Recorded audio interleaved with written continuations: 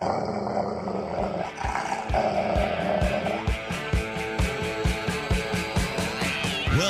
author, investment banker, consumer advocate, analyst, trader.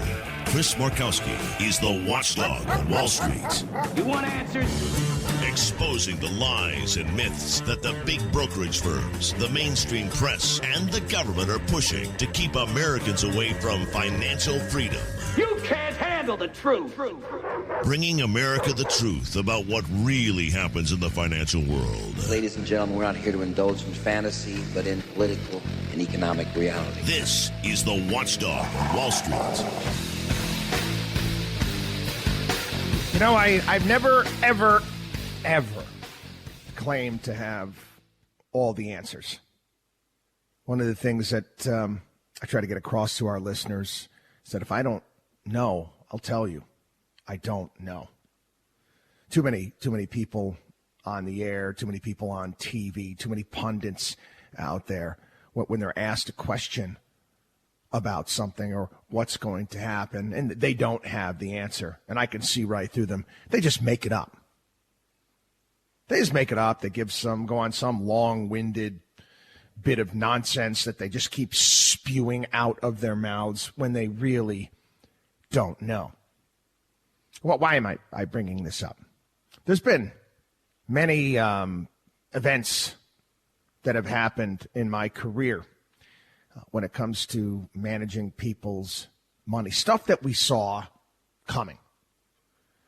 We go back to all of the major crashes, events over the past few decades. We've called them. We've called them right here on the program. We told you what was going to happen, in essence, that things are looking a little bit shaky. And you know, how to go about handling. Do we know exactly what was going to happen on the other side? No, we didn't. Now, why am I bringing this up? We try to do our best to try to guide people through all these financial panics, storms, whatever you want to call them. And we have a pretty straightforward philosophy in how we go about preparing people. We don't try to guess. We don't go to cash.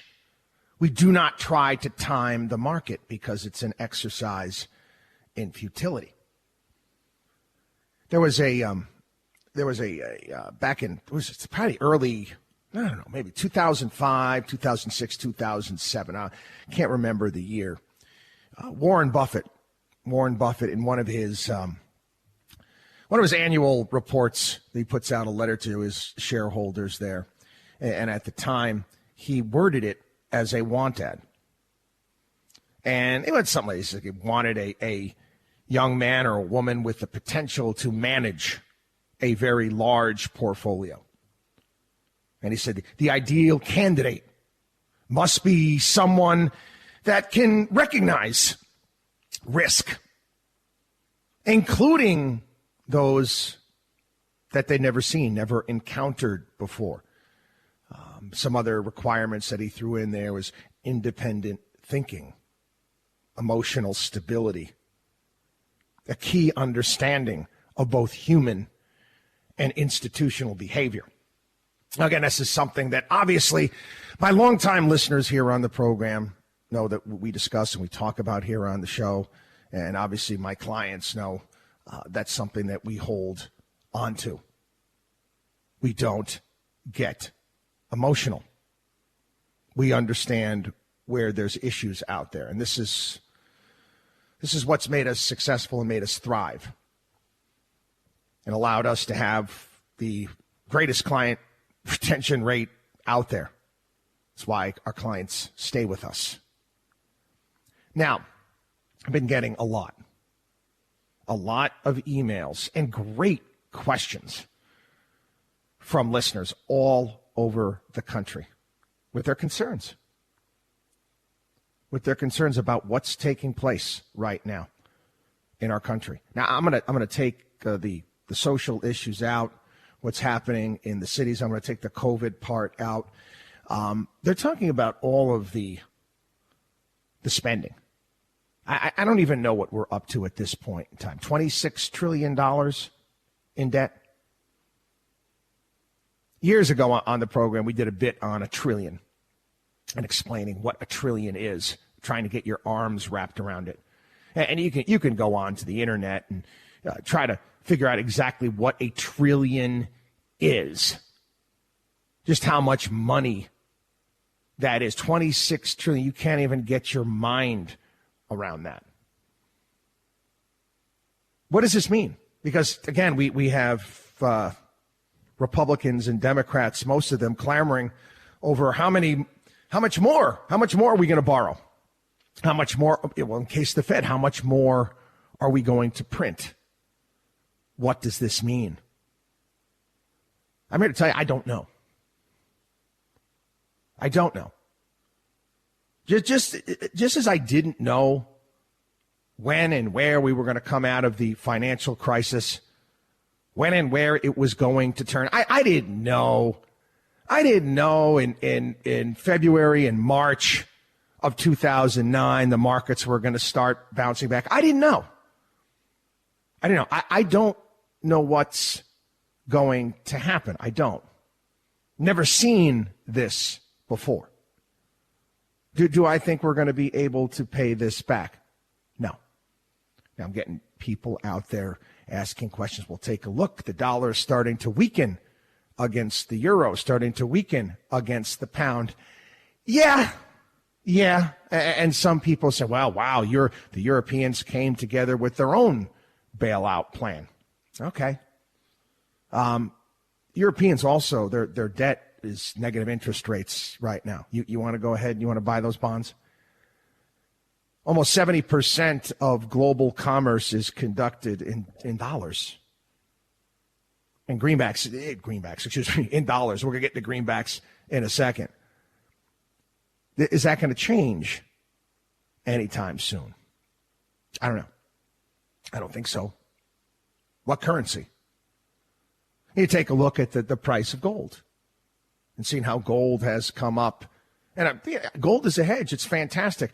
But let me tell you something. All those people that are going gonzo over gold, if you were to tell them 5 years ago, if they were to come out and tell you how far in debt and there'd be a national pandemic, global pandemic, riots in the streets, they'd be telling you that gold would be at $20,000 to $30,000 an ounce, not under $2,000. So what does that tell you? What's that tell you? Is it a viable alternative? No. You think we're going to the gold standard? No, we're not. This has happened before in some way, shape, manner, or form. I actually had several people ask me about going back to Abraham Lincoln when he issued greenbacks to pay for the Civil War. I mean, how he originally went to New York City to ask the bankers for a loan, and the interest rates that many of these New York banks were giving him were anywhere between 25 to 35%. There's no way he was going to do that. So he just printed money. It was called greenbacks. There was no Federal Reserve. It wasn't a Federal Reserve. No. It was a greenback. And, as the war, basically when looked bad for the Union, the greenback value would drop. As the Union Army did better, the greenback would rise. There was issues after the fact when it came to this, and there was obviously a recession following the Civil War, and it was involved, but it came out all right. I think they stopped using greenbacks permanently. It was in the late 1960s, early 1970s, if I'm not mistaken. Actually, some people say that the Wizard of Oz, some of it was an allegory with greenbacks, with the yellow brick road being the gold standard, and in the book, Dorothy's shoes being silver, and the land of Oz, the Emerald City, the greenback. But anyway, let's take all of this. And let's put it aside. Okay? There was a television show that was recently on Netflix, Spanish Spanish program. It resembled to me almost like it's like an Ocean's 11 for Europe to some degree. And I actually enjoyed it. I did. It's called Money Heist. And the bad guys / good guys in the movie, the people robbing the Spanish bank, well, they weren't robbing anything. They went in and they printed euros, $25 billion worth of euros over the course of the week. And what they said, all they were doing was stealing paper and ink. They weren't stealing anyone's money. They were just printing euros. Isn't that what we're doing right now? Isn't that what we're doing right now? How many people out there have actually taken a look recently? I mean, a good hard look at a $20 bill, a $100 bill. It's pretty. Oh, yeah, our money has gotten a little bit fancier as of late, right? What do I see? I don't see much of any value, quite honestly, with the printing that is going on. So I don't want to have, I'll be honest, I don't want to have dollars. I don't want them. I mean, obviously, everybody needs to have their little reserve cash fund. We talk about that, having money put aside. But where do I see value? This is going to the heart of what we do, our philosophy here. I see value in businesses. I see value in businesses that provide a great product, a product that people want.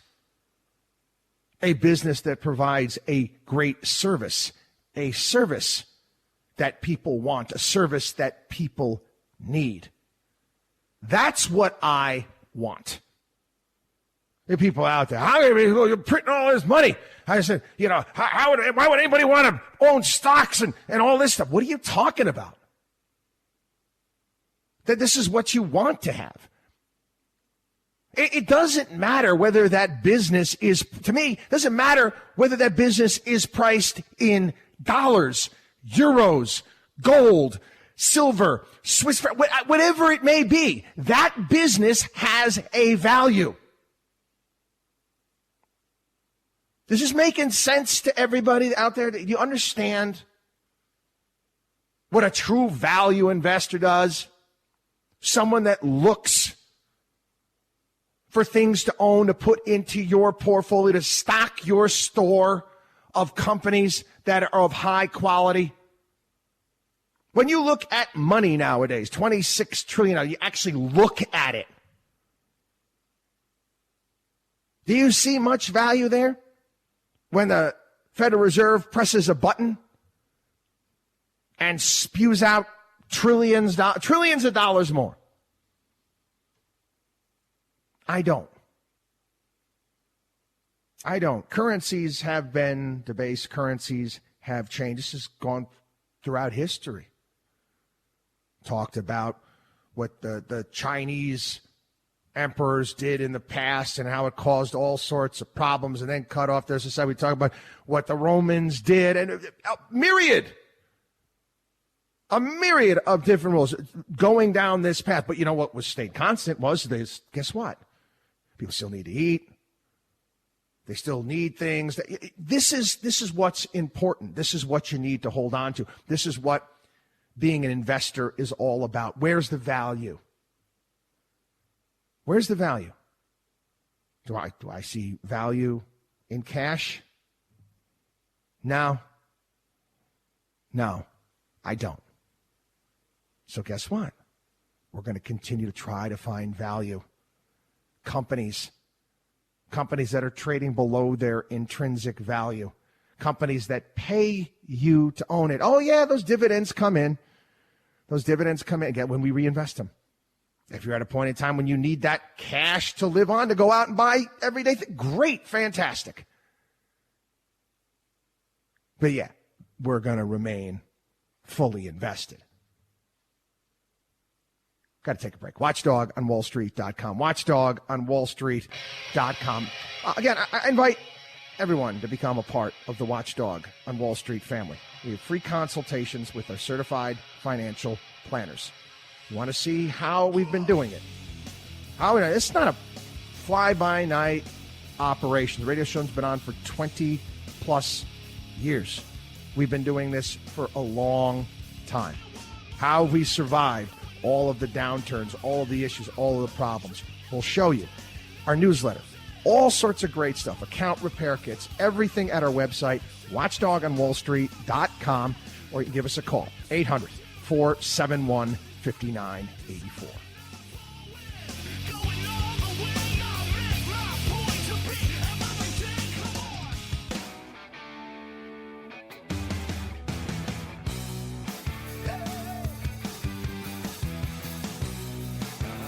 You should believe in math, not magic. You're listening to The Watchdog on Wall Street with Chris Markowski. Yes, you are. Welcome back, everyone. It is the one, the only, the Watchdog on Wall Street show. Right. Saw this story. And it's true. There's many companies out there, dividend cuts. Many companies out there cutting dividends, and what this means for people's retirement strategy, huh? Yeah, you got all those big brokerage firms out there, their commercials on TV, and financial planning firms. Yeah, plan. One of my favorite lines out there is, if you want to make God laugh, tell him your plans. Yeah, we, for years here on the program, been explaining to people the need to rethink retirement. Many people have got this, I gotta retire at this age, I'm going to set it. Oh, really? How much do you have saved? Are you sure that your pension is set, that your pension's going to be okay? Did you have any idea what things are going to cost? And I see so many people out there come to me after they've retired, and they retired prematurely, and they expect me to fix it. What do I got to do? I got to do this. I got to come up with ways of getting more income out of my portfolio. This is not cutting the mustard. I don't want to go out to dinner at 4:00 in the afternoon and expecting me to perform some sort of miracle. Listen, people, things change. Okay? My job, and I've explained this before in the program, it has gotten much, much more difficult than it was a couple decades ago. Well, when we decided as a collective society here to let the Fed lower interest rates to ridiculously low levels, it's made my life more difficult. I deal with people that are saving. And when you have money and you want to save it and you're not getting any return on it, that becomes problematic, don't you think? Your money cannot grow. Really? You're going to buy a CD, are you? What's that going to get you? We all know that the rate of inflation is much, much higher than that. And again, they lie to us about inflation all the time. We all know how expensive things have gotten. Again, I can't believe my grocery bill. I just go and take a look. Yeah, I get it. My kids are teenagers now, and they eat more than they did when they were younger. But come on already. We see it every single day. So our job has gotten more difficult. That's okay. That's okay. We deal with it. We deal with it, and we come up with strategies to help people out, to prepare. It's not so much a plan. It's preparation. It's preparation. You want to go into something and you want to be prepared for a myriad of different things that could happen. You know, one of the big things out there that they talk about, 2020 and black swans. I mentioned this before on the program. And COVID was a black swan event. No, it wasn't. It's not a black swan event. Pandemics have happened in the past. There were movies made about this stuff. This was always a possibility out there. How do you go about dealing with it? Well, we dealt with it just fine. Take a look at our portfolios, what we've done over the course of the year. We're doing pretty darn well. Our ideas in regards to dollar cost averaging, investing every single month, no matter what the markets do. It works because you prepare. I want to delve a little bit deeper into this when we get back. WatchDogOnWallStreet.com. Again, WatchDogOnWallStreet.com, our site. Take advantage of all the great stuff that we have there. We are here to help you. WatchDogOnWallStreet.com, our 24-hour-a-day help hotline, 800-471-5984. You're listening to the Watchdog on Wall Street.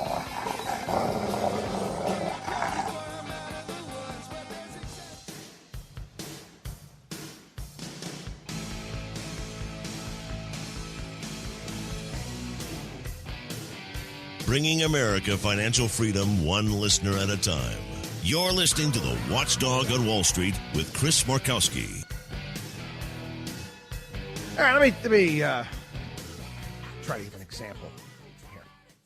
Yeah, we've been actually, it's been good. I've been getting out of the house a little bit more, tearing myself away from work a little bit more. The first several months out of this year, without a doubt, I've been working more than we ever have, which is not a bad thing, but it can become all-consuming. And one of the things that's always dragged me away, got me out from my desk, is the kids. And my kids come first in their sports, and I love to coach them. So we've been back. We've been playing lacrosse again, practices, and we've actually gone to some tournaments as of late. And no, can't have them. King Cuomo, Lord Farquaad, will not allow any tournaments here in the state of New York, so we've gone to Pennsylvania. We've gone to New Jersey. So this past week, my eldest son's team, we were faced with the test, about 100 degrees, and we had to play 2 games in a row. The second game, this was on Tuesday. Second game was against one of our biggest rivals on Long Island, again, one of the top club teams in the country. And because of the fact these games were on a Tuesday in the morning, we were short players. And they had whatever reason it may be, they had a pretty good-sized squad. They didn't have to play a first game. We did. And we had to play them back-to-back. And again, close to 100-degree weather. Now, could whine about it, could complain. Oh, my God, look at this. This is unfair. This is terrible. We're missing some of our best players. We had to bring up some of the players from the B team to come play with us. Whine, moan. Could have been easy. Could have just mailed it in and say, hey, you know what? We're going to lose because of a myriad of these different factors. No. Why? Sit down, talk to the kids. They're kids. Again, they're kids. You're talking 17-year-olds. 16, 17, and in their mind, they're thinking these things. They're putting doubt in their mind. They see the scenario in front of them. And you tell them, hey, guys, you know what? We're prepared for this. You spent the time in the gym. We've worked our butts off in practice. You've done all of the things necessary. Just an obstacle, and we'll just overcome it. We just lay it all out there on the field, and that's all we can do because we're prepared. That's all you can do is prepare yourself. And we won. We won by a goal. But we won. Life is like this. Again, I talk about, make God laugh, tell me your plans. You're going to get all sorts of things thrown in front of you. All sorts of things. Obstacles are going to pop up in front of you. Things are going to change. Good things, too. Opportunities are going to present themselves throughout your life. Are you going to be able to take advantage of those things? Isn't that what you want to do? You want to have opportunities in life? If an opportunity presents itself, you want to take advantage of it. You want to go through that door. That's what we're here to do. We're here to build wealth. You understand? We want wealthy families, and we build wealthy families. Unlike my competitors, My competitors, the people that, again, we are a certified financial planning firm. What do certified financial planning firms normally do? They take the easy way out. They take the easy way out. High-level firms are like, hey, you know what? You want to work with us? You must have X amount of millions of dollars. They don't build wealth. They take in wealth and they manage it. Now, yeah, do we do that too? Sure. But we're a little bit different than everybody else. We don't say, hey, you can't come in here. We're not going to take care of you. We're not going to help you until you have 5 million, until you have 10 million. That's easy. That's just preservation of capital when you get to certain points of time. And yeah, I would say maybe. I'm trying to think off the top of my head. Maybe. Less than 5% of our client base are people in that $10 million plus range. We're building other clients to get to that point in time. Again, it takes work, time, and effort. And that's something that we're willing to do. I wrote a column a few years ago about this called Velvet Rope. No velvet rope at Markowski Investments. No velvet rope here at the Watchdog on Wall Street show.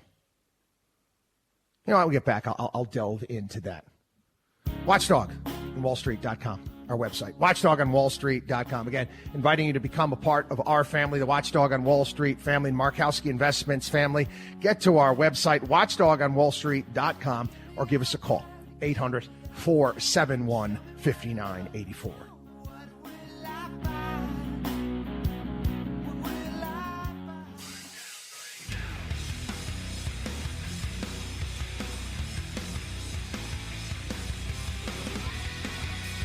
Taking Wall Street's liars, crooks, and cheats out behind the woodshed. You're listening to the Watchdog on Wall Street. Yeah, they put a label. I'm sure many of you out there right now, many of you out there fall into this label, this category. It's called the mass affluent investor, and you're defined as someone with a net worth between $100,000 to $1 million, and that's not including your primary residence. And this group of people, most of Wall Street really doesn't care about. They haven't cared about for a long time. If you are a client of one of the big firms, the commissions on your accounts, the fees that your broker actually receives are lower than they are from the big wigs. They don't encourage their advisors to help people like you. They don't. There's a lot more money to be made doing other things with the super rich people out there. Yeah, listen, people are surprised. I don't even golf. I mean, I'd like to pick it up at some point in time. I just don't have the time. I don't. I don't like, put it bluntly, I don't like sucking at things. I'm not going to go out there and play golf and look like an absolute fool. If I'm going to do something, I've got to learn how to do it. I got to spend the time at the drive. I just don't have time to do that. Not to mention the fact I'm not one of those advisors that cruises the country clubs and hands out business cards or free lunch and free dinner scaminars like these other people have to do. I got to buy somebody a free lunch and you got to qualify to come to it. We don't roll like that. My partners, my brothers, we have families, we have kids. We're with our kids, we're donating our time, we're servicing our clients. I don't have time to, again, for a lack of a better phrase, kiss people's asses. Sorry, I don't have time for it. I don't. I'm not going to do it. And oftentimes some of these bigwigs, you're managing I'm going to come over, we're going to bring over my 15 million, 20 million. You know what? Go ahead. Go work with Goldman Sachs. You know what? I'd rather deal with salt of the earth type people. Okay? That's just how we roll. But anyway, the mass affluent investor, nobody really cares about you. And guess what? Every single survey out there, these people, they don't feel, and I see this all the time. I get this all the time. I get questions. I don't want to bother you, but I need help with this or whatever it may be. Bother me. No, I welcome you. We want to help you. The mass affluent investor, they don't feel wealthy enough to go out and actually retain a decent financial advisor. It doesn't surprise me at all. I mentioned velvet rope. Back when I was single and living in New York City, again, long time ago in a galaxy far, far away. Yeah, there would be bouncers out in front of the lounges that you wanted to go to, and there'd be a velvet rope there. And they'd have their list, and you couldn't get into these fancy pants places unless you were on the list to get in. There's no velvet rope at Markowski Investments. Do you understand? We're here to help everyone. It's what we enjoy doing. We enjoy building wealth. Watchdog on WallStreet.com. Watchdog on WallStreet.com. Again, our newsletter, consultations with our certified financial planners. Get to our website, Watchdog on WallStreet.com. We'll be back. Chris Markowski is the Watchdog on Wall Street.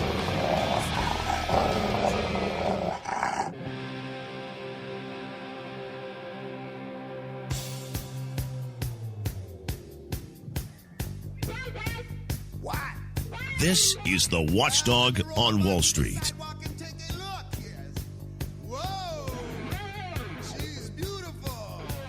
All right. This is just David Lee Roth. This is not Van Halen, right? Yeah, it's David Lee Roth. Okay, for a second I was like, did he do this with Van Halen? Did he do this by himself? No, yeah, this is just David Lee Roth. Anyway, welcome back, everybody. It is the Watchdog on a Wall Street show. Building wealth. What's it mean? What's it mean? A lot of people think about it. They think the Monopoly Man, right? Or Elmer. Hello, my name is Elmer J. Fudd. I own a mansion and a yacht. No, building wealth is about providing, about owning, about having something, providing a service, a business that puts off revenue, something that maybe, just maybe, your family may want to have. Maybe your kids want to get into. Not all the time. They talk about wealth a little bit. Well, again, we help small business owners here. And again, we know how tough it's been for small business owners this year. We understand. We encourage people. We encourage our clients, even people that have jobs at corporations, business, whatever it may be. We encourage them to own their own business, to start something. Ownership. That's what really makes America really great, is the fact that we're an entrepreneurial society. And I've talked about this a lot on the podcast as of late. I have some fears moving forward. The size of government, how big it's becoming, the desire for many of Americans out there that do not want to go out and stake their own claim, that do not want to challenge themselves, that want to be taken care of by the powers that be. That's dangerous. That's where you end up heading off into some sort of European model. And when that happens, you're limited. You're limited. Your options are limited. The things that you can do, you're limited. What you can do becomes too expensive. I mean, just over the years, government regulation. I'll take my industry, for example. How many banks have gone under since the financial crisis? Not so much gone under, but been put out of business because they can no longer afford the cost of doing business. They can't compete with the major banks. Many times here on the probing, I've explained that if I tried to start Markowski Investments today with the capital that I had, even adjusted for inflation, I wouldn't be able to do it. That's something that's called regulatory capture. And we're going to get into this a little bit further on in the program today, where we talk about big tech and the hearings today. Regulatory capture. Big business, politicians, and the media working hand in hand to further their own needs to keep you out. You want to build wealth. You want to own something. Now, I'll go back to, I'll use my father as an example. My father was a school teacher. My father was a school teacher, and a very good one. He was he didn't go have an education degree. He had a degree in microbiology. And he also was a janitor. Yep. RSM Cleaning Services. I remember. I used to look, I looked at Pride. We had the advertisement in the yellow pages. It was an octopus. An octopus and a mop in one hand, a broom in another. RSM, Roy Stephen Markowski Cleaning Services. And I worked from him from when I was very, very young. Even when I was in college, when I'd come home in the summers, I'd have my office buildings that I'd have to go and I'd have to clean. And some of the kids would make fun. Markowski, you're janitor. Yeah. So? It was his. It was his. And it allowed us to be able to do things that, maybe wouldn't have been able to do without it. It was extra income. And if my father chose to keep it going, he could have kept it going. But he wanted to retire. He got rid of the business at a certain point in time, but it was his. I have talk about, I'll bring up my business. I have one of my nephews works for us.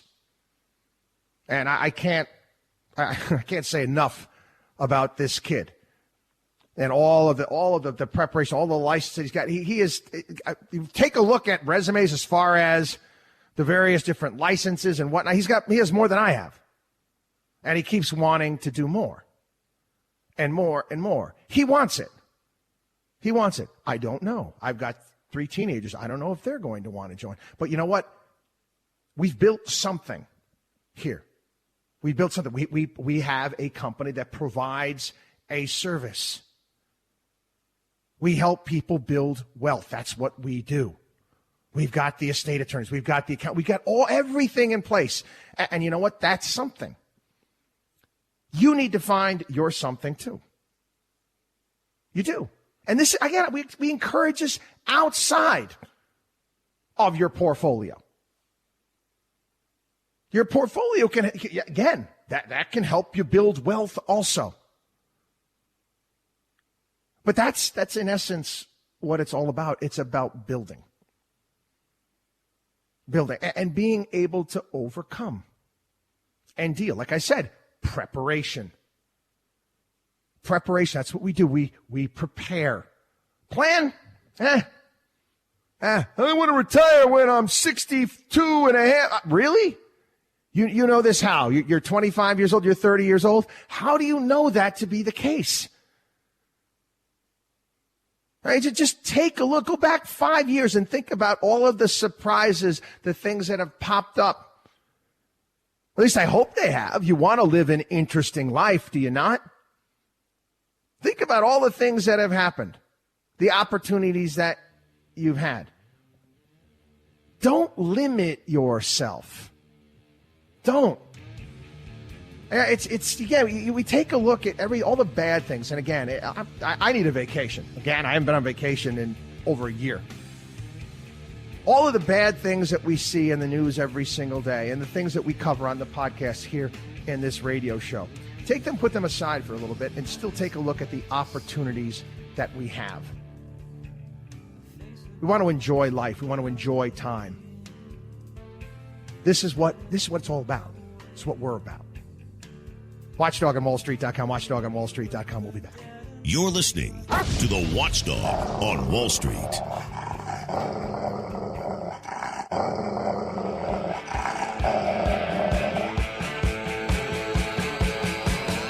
Well-known author, investment banker, consumer advocate, analyst, trader. Chris Markowski is the Watchdog on Wall Street. You want answers? Exposing the lies and myths that the big brokerage firms, the mainstream press, and the government are pushing to keep Americans away from financial freedom. You can't handle the truth. Bringing America the truth about what really happens in the financial world. Ladies and gentlemen, we're not here to indulge in fantasy, but in political and economic reality. This is the Watchdog on Wall Street. All right, welcome back, everybody. I'm doing my darndest. I am.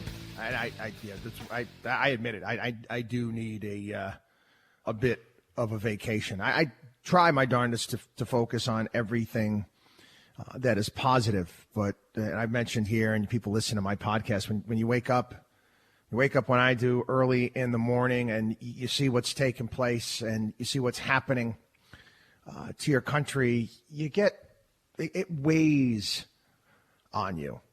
It does. And again, I have to read everything. I have to consume all of this information. And it does. When you're taking in as much negativity as I have to take in over the course of a day, it's hard. I'm being honest with you. It is. I was thinking about it this past week. There's, was it Oscar Wilde? I think it wrote, was the story of Dorian Gray, the guy with the picture, and he couldn't die, and he would do all these terrible things, and the picture would become more decrepit because of his lost soul and how he saw all of his friends and people die. Maybe a better way of explaining it. I never read the book Interview with a Vampire. I haven't read a novel. I haven't read a fiction piece in a long time.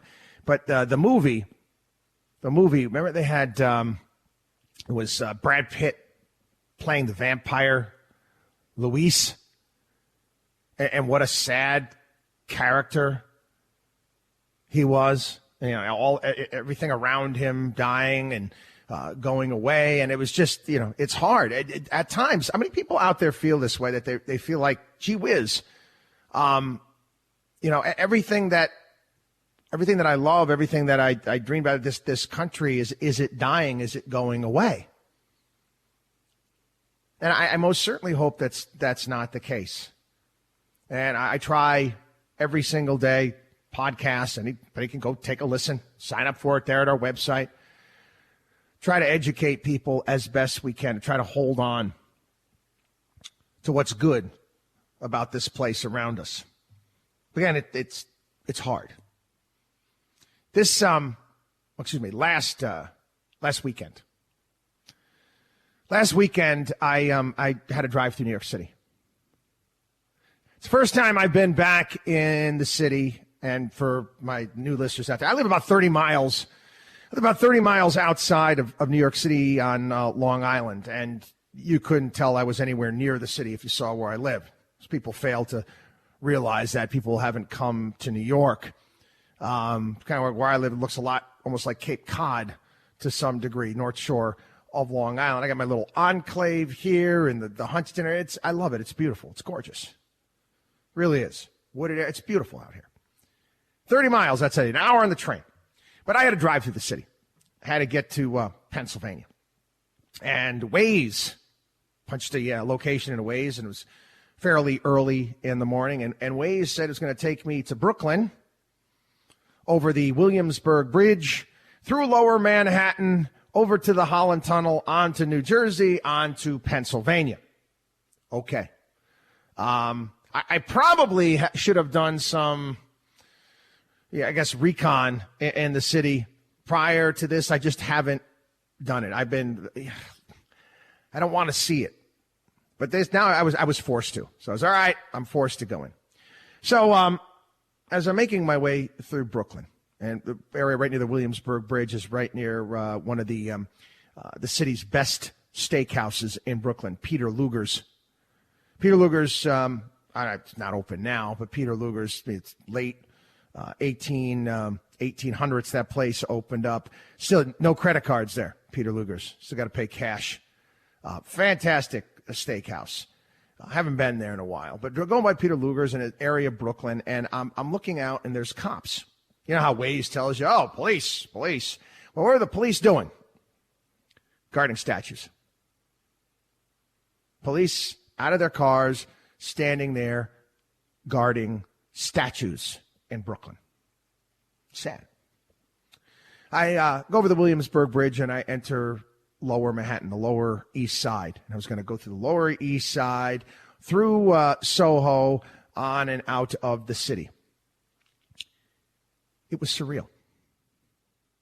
It was surreal. Again, I haven't been in the city since February. But back in February, I was out on the Lower East Side having dinner down in that area. The people in the streets, this is around 5:30 in the morning. Homeless everywhere. Garbage strewn everywhere. Graffiti everywhere.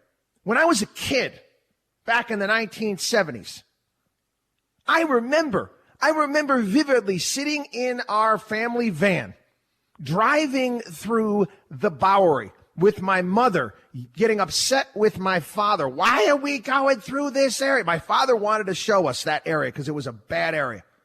Wanted to show us what it was like. And I remember it. And it's worse now than it was then.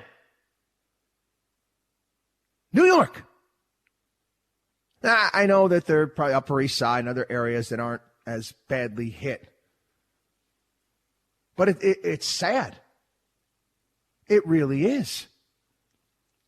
And this is something, again, that we've talked about here on the program. And what is it going to mean? What's it going to mean for other urban areas around the country?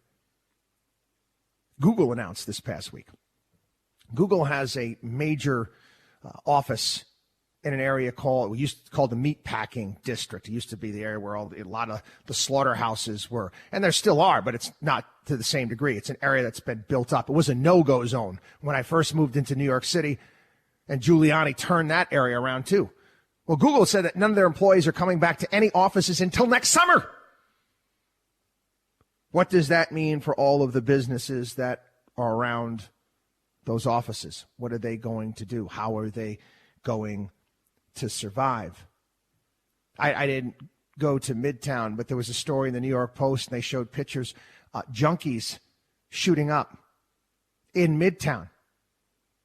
So they did a really great job under Giuliani and Bloomberg and taking areas and turning around and outdoor seating areas and picnic tables. Now there's nothing but junkies there shooting up. We see what's taking place in Seattle. We see what's taking place. We see what's taking place in Portland and other areas, Louisville. Go right on down the line. I have to believe that the overwhelming majority of this country is disgusted, is appalled by this. We see these kids in the streets. You watch the videos. They're dumb as a box of rocks. Supposedly highly educated morons. Morons. You hear the things that come out of their mouth. They don't even know what the hell they're talking about. So listen, and again, I know I've talked about this a lot, okay? Now more than ever, okay? You gotta talk to your kids. You gotta talk to your grandkids. They're being bombarded with all sorts of crap all the time. This is much you talk to your kids if Jim Jones invited them to his compound and we're South American wanted to give them Kool-Aid. It's that dangerous. They're your kids. They're your grandkids. I watch these kids riding the streets, doing all these things. You know what I'm thinking to myself? Wow, we got a lot of parents out there that really suck. Oh, it's not my fault. I sent my kid off to college and came back. That's your fault. You sent your kid off to college with no support whatsoever. You know what it's like out there. They need your help. You're letting these cult members out there bombard your kids, influence your kids. What's wrong with you? They're your children, for crying out loud. Got a lot of real bad parents out there. Sorry. I know. We've talked about this for years, and the participation trophy generation and coddling kids, and my kid is special and different, and I've got a gifted child, whatever. I never played that with my kids, ever. Stupid. Kids need structure. Kids need discipline. Kids need to have, and they need to know the difference between right and wrong.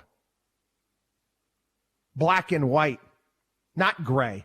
That's what they need. And we haven't been giving it to them. Hey, listen, okay? I'm sorry. I talk about college and university, same thing with sending your kids off to a public school or a private school. It's your job, ultimately, to educate your children. Yes, you pay property taxes. You may send your kid to the public school. You might want to stay on top of what they're doing there.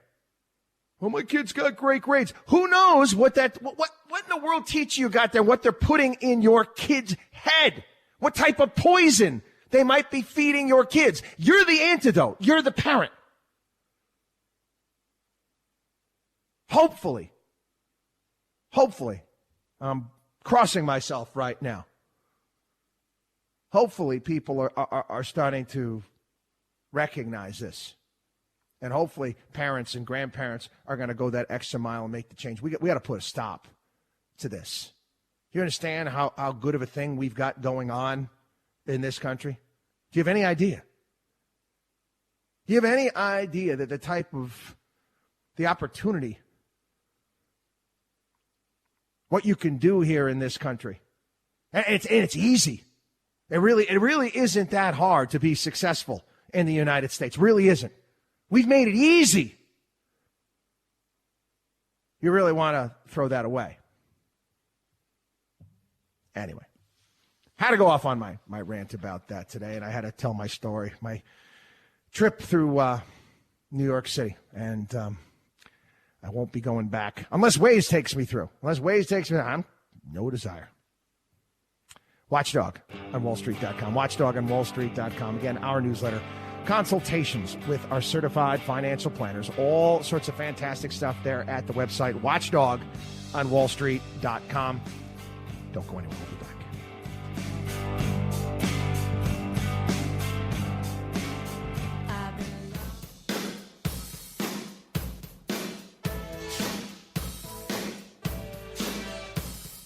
The only man who is taking on the Wall Street establishment. You're listening to the Watchdog on Wall Street with Chris Markowski. All right, welcome back, everybody. It is the one, the only, the Watchdog on Wall Street show. We have to get into the bailouts. The bailouts, the checks, the unemployment, stimulus checks, what we're going to do, what we're going to hand out next. All of this is not going to solve anything. Nothing. I'm going to be honest here, and I may tick off a lot of people. I'm sorry. I hope we do not get another stimulus package. I hope we don't get one. I hope we do not get another stimulus package. What we need to do is we need to get people back to work. We need to come up with a way to do it safely, and there is. Okay? There is. The rest of the world has been able to do it. We can do it too. I know you're going to get the people that love the panic porn out there. Well, what did Fauci say this past week? Not only now do we have to be wearing masks, but he was also suggesting eye covering too. Give me a break, man. Honestly, why don't we all we can all go John Travolta, 1970s, boy in a bubble. How about we do that? Who wants to live in Fauci land? I don't want to. Maybe we should carve off a state here. Again, Yeah, we have, the 10th Amendment, the Constitution. We can change the name of a state, make it Fauci land, and all the people that want to be scared can move there. Go. And you can all stay at home, and you can all wear your protective coverings from head to toe all the time. I'm tired of the bailouts. I'm tired of all of this nonsense. I am. We've handed out enough now. $600 additional in unemployment.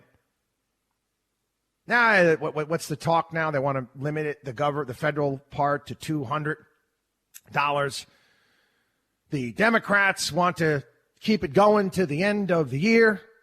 You know that almost 70% of the people that are getting that $600 a week, do you understand that's more? They're making more. Almost 70% of the people on unemployment now are making more being unemployed than they are working. 70%.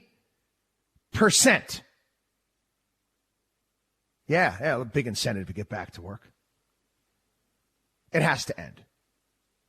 It has to end. People, again, this is what makes me nervous, okay? This makes me nervous. So I talked about first about building wealth, creating something, owning something on your own. The government is becoming way too big, and way too many people out there are becoming way too accustomed to getting handouts and giveaways and checks. Yeah. You know that my son came up to me. One of his friends was supposed to be a camp counselor, high school student. Was supposed to be a camp counselor this summer, but the camp didn't open. This 16-year-old applied for unemployment and got it. This 16-year-old is now making close to $50,000 a year based upon the money that the government is handing out and is getting unemployment. Do you want to continue this? Do you? Again, just press print, right? Just print more money. Yeah, people are going to tire of this at some point in time. They are. And again, there's going to be calls for trying to find ways to get people to pay for it, right? We got to come up with more revenues. How are we going to do that? How are we going to come up? We got to go to the people that are actually working.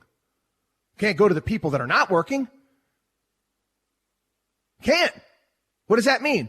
Yes, all of you productive members of society, are going to get whacked. It's coming, people. Okay? It's coming. We can go back and forth over the polls and Joe Biden, whether the polls are right or wrong. You know, as it stands right now, I do happen to believe, I don't care what Limbaugh says, Trump's going to have a difficult time this November. And like I said, I like to err on the side of caution. Again, we prepare. We prepare for worst case types of scenarios. And you better be prepared. They're going to have to go after somebody. And what are we going to do about it? We going to continue to allow this to happen? Republicans, Democrats, what difference does it make? Okay? They're the same thing. The Democrats want $3 trillion. What do the Republicans want? $1 trillion. So what are they going to do? They'll probably end up meeting in the middle somewhere. It'll be $1.5 to $2 trillion. Again, I want to remind everybody, Barack Obama, after the financial crisis, spent under $1 trillion. The American Recovery and Reinvestment Act, which was a big waste of money, was $800 and something billion. We're throwing $1 trillion around like it's nothing. It's not nothing. It's something. The government's going to be a much, much bigger figure in our lives. I don't like Lilliputians. I don't want to be tied down. I don't. wrote a story about that. Lilliputians on steroids. This is the people in Washington, D.C. This makes me nervous, okay? And it should make you nervous, too. And the bloody bailouts now. Watchdog on WallStreet.com. Watchdog on WallStreet.com. Our newsletter, consultations with our certified financial planners, all sorts of great stuff. Watchdog on WallStreet.com. We'll be back.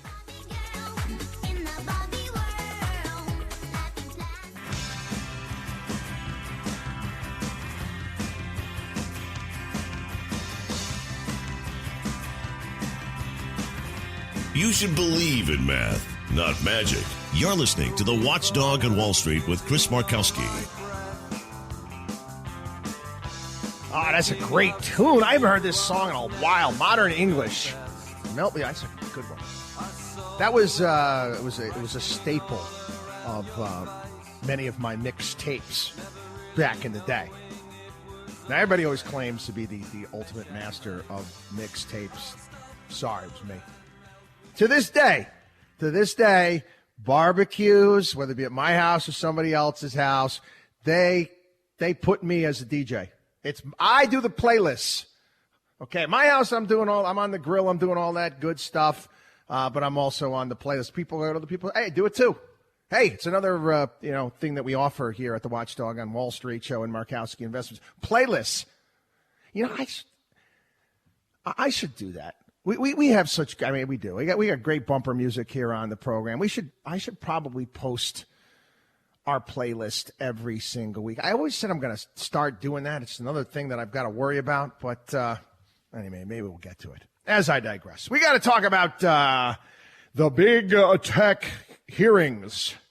That's right, big tech hearings. Yes, we've got Facebook, Apple, Google, and Amazon. Yes, then all over the news, they're talking about the grilling.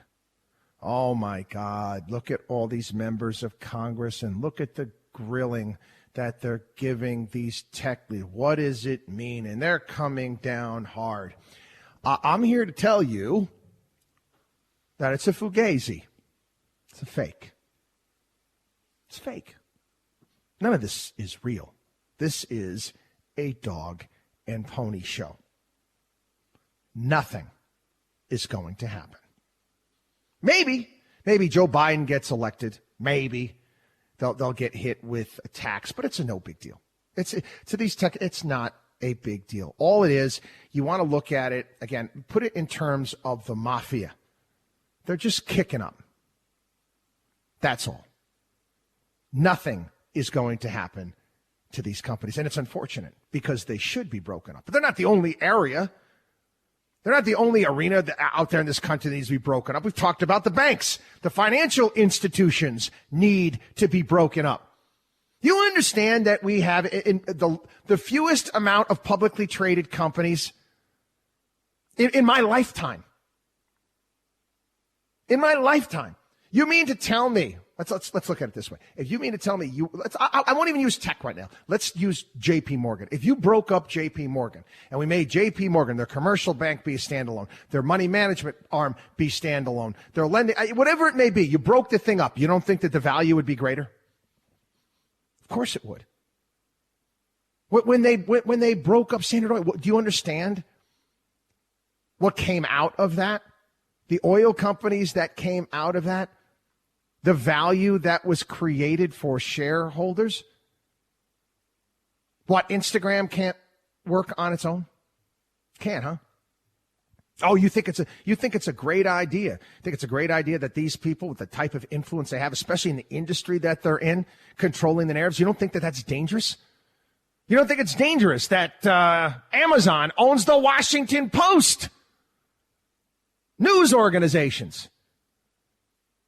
You want to create some real wealth in our society again? Start breaking these companies up. Yes, they stifle competition. Yes, you can't get in. Years ago, we talked about this. And hey, you don't think that I pay attention to this too? Well, Warren Buffett explained it. He coined the phrase regulatory capture. Why, you don't think that I look at this too?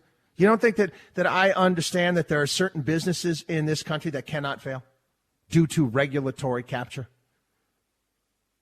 Boeing, for all intents and purposes right now, should be gone.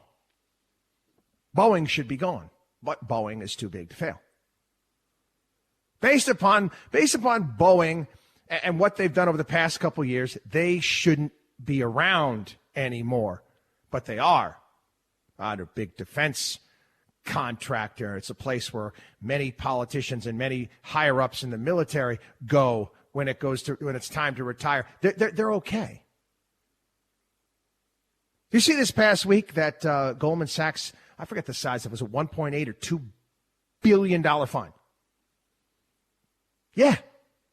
That's the size of the fine that Goldman Sachs had to pay. Now, normally the things that these big banks have done, and Wells Fargo, we're just going to forge people's names on paperwork and charge them ridiculous fees and stuff that they don't have. And it was kind of like we were doing it all over the country. They're still in business. You're still in business. If I forge one document, I'd be out of business. Just to put that into perspective, just so you understand. Too big to fail makes this country what? A hell of a lot more socialist than capitalist, does it not? It does. Well, you're going to be able to compete with these companies here? Yes, they've become too big. Yes, they've become too powerful. And there's nothing wrong with breaking off certain parts of this company, of these companies. Nothing wrong with it at all. It's the direction we need to go. But it's not going to happen. It's not going to happen. Oh, my Lord. I just looked at the clock. I went low. I'll tell you why it's not going to happen when we get back. Watchdog on WallStreet.com. Watchdog on WallStreet.com. Our newsletter. Consultations with our certified financial planners. All sorts of great stuff. Watchdog on WallStreet.com. We shall return.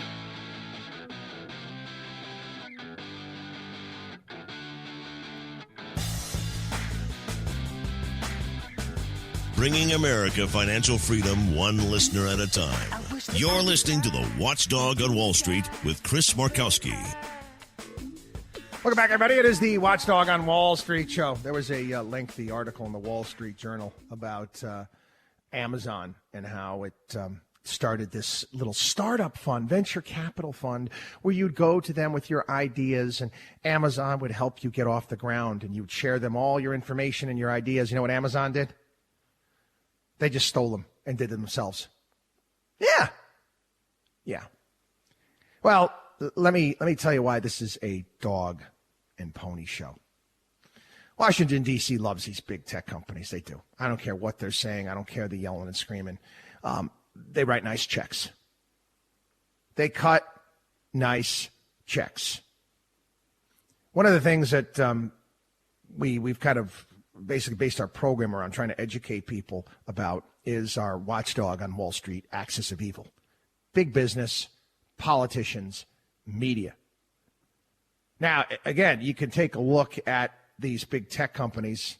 Many of them are not only media, but they're also big business at the same time. If you're Washington, D.C., and you wanted to push a narrative, let's say you wanted to push a war. You wanted to get a war started somewhere. Man, oh man, you can go to your buddies. You can go to your buddies over there in social media, and you can get them all amped up. You get the country all amped up about a war, right? This is like Wag the Dog, the fantastic movie with Robert De Niro and Dustin Hoffman. It's Wag the Dog on steroids. The type of the sizable influence that these companies have. Washington, D.C., these politicians understand this. They know this. This is the same thing we told you about. Remember last time they paraded Mark Zuckerberg up in front of Congress, and you get these idiot politicians asking questions. They didn't even understand what the hell they were asking. It was a joke. This is a joke, too. It is a show. That's all. Nothing is going to be done. These companies are protected. Protected. And again, as a believer in the free market and the concept of creative destruction, it's not good. It's not healthy. It does not bode well for a dynamic economy. We need the concept of building a better mousetrap and people beating a path to your door. That might be true in certain areas of our economy, but it's becoming fewer and far between, whether it be in banking, whether it be now in technology. And it's something that we have to deal with. Then it's not going to happen in Washington. I can tell you that much. Yeah, maybe they'll throw a tax at them. Hey, look what we did. Yay, we're Republicans. Yay, we're Democrats. Oh, we got them good. They're giving us some money now. Yeah, great. Fantastic. Anyway, got to take a break. WatchDogOnWallStreet.com. WatchDogOnWallStreet.com. Our newsletter, consultations with our certified financial planners. Don't go anywhere. WatchDogOnWallStreet.com.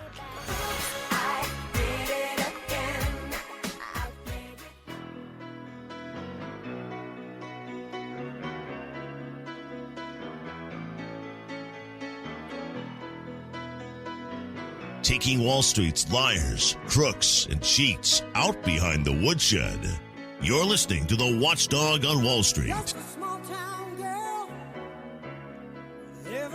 Welcome back. I feel like I'm going to have to address this. Again, we've talked a lot from the beginning in regards to COVID, my thoughts on the entire thing, my thoughts in regards to locking down, shutting down the nation. And to this day, I think was a bad idea. It was a bad idea. I understand you wanted to flatten the curve. Now what? Now what is the metric? And I'm taking a look at Sweden, and Sweden had a higher mortality rate than its neighbors, but they still did a hell of a lot better than much of Western Europe. And guess what? Their businesses are doing fine, and their economy things are okay. They took necessary steps. Now, some people say we're not Sweden. We don't have the type of society that we have where people are going to fall in line. Okay, fine. But we had a lot of information from the beginning when it came to this. And we're always being told, it's changing all the time. Not really. It really hasn't changed that much. But I do get messages, nasty emails, whatnot from people out there. Take this. You're not taking this thing seriously. It's not that I'm not taking this seriously. I understand that it's bad. I get it. Okay. Do I think about it? Sure. I'm just not that scared. And I see what's going on around me here in the state of New York, where, again, everybody's praising Lord Farquhar, King Cuomo. Oh, you really did a great job there in New York. Do you understand, okay, that teenagers and college kids have been hanging out and going to parties together and doing stuff together without masks and not social distancing now for months? For months! Even King Cuomo, I will never forget this, towards the beginning of this thing. He, in one of his press conferences, actually, it was like a bit of a Freudian slip, said we may not know. Sending kids home from college and not having to go to schools might not have been a good thing. You don't say. You don't say. Anyway, I'm not scared out of my mind with this. Could I get COVID and could it kill me? Sure. It could. I don't know if I've even gotten it. I still have yet to go get an antibody test, and the reason why I'm not getting an antibody test is because they're not that accurate, I don't think. The reality is that things like this happen. Pandemics happen. And they're bad, and they've happened throughout history. And as it stands right now, some of the predictions made by people that I speak to and some of the epidemiologists in regards to what the death toll is going to be, they're pretty much right from the beginning. Not the ones that they were using to scare everybody on TV. Panic sells. You call it panic porn, whatever you want to do. Let's give, for example, it's front page of the New York Post this past week. A woman, a former resident, a New York City executive, lived in Westchester. Now she lives in Maine.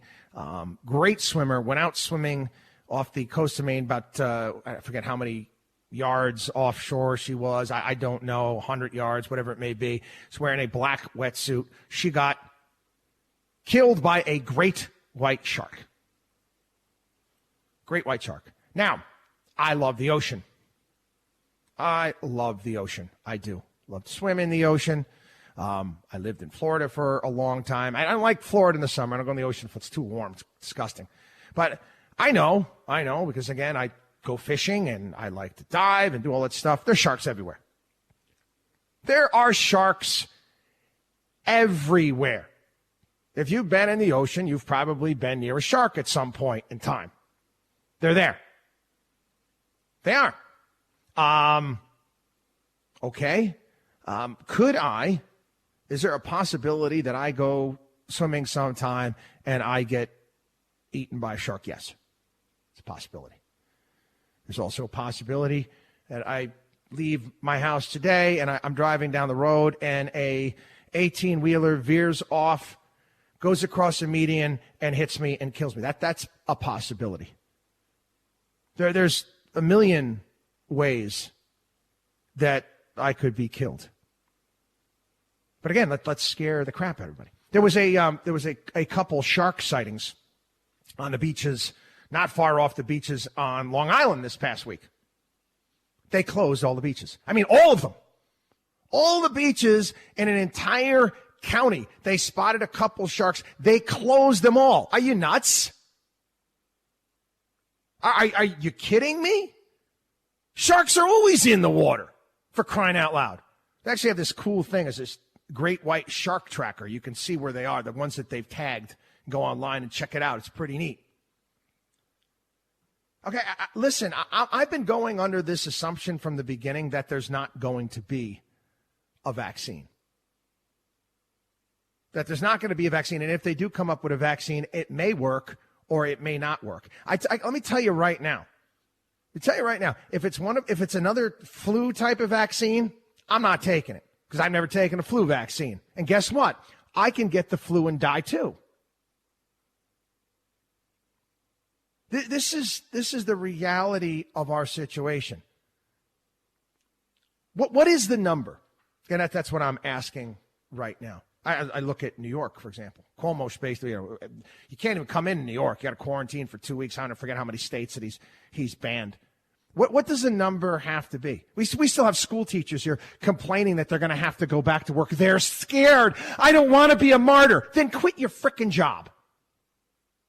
What does the number have to be? Do people have to start coming back to life? Ones that were killed by COVID, is that going to be enough? What is the metric?